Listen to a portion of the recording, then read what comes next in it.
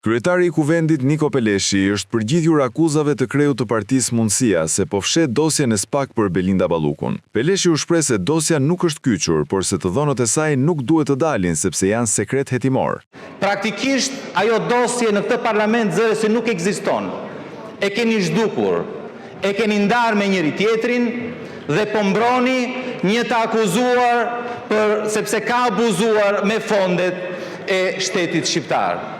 Tani, zoti kryetar, kjo nuk është vetëm një shkelje e rregullores dhe të kushtetutës.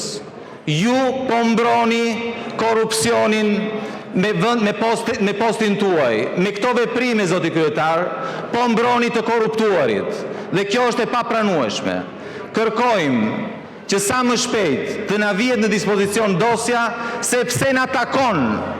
Meqense u thanë disa të pavërteta, po e thënë këtu në sallën e parlamentit, natyrisht që kanë peshë të madhe, nuk është e vërtet që janë kyçur materialet dhe provat, e kundërta është e vërtet, e ka tërhequr sipas rregullit dhe ligjit, kundrejt deklaratës për ruajtjen e sekretetit hetimor të paraqitur nga prokuroria e posaçme, të gjithë deputetët që kanë kërkuar antar të Këshillit të Mandateve. Në fjalë tjetër, ne detyron që në raport të përfshihen të gjitha opinionet e palëve apo deputetëve. Mund të ketë dy opinione, mos bërtisni kot se nuk ju jep të drejtë tonaliteti.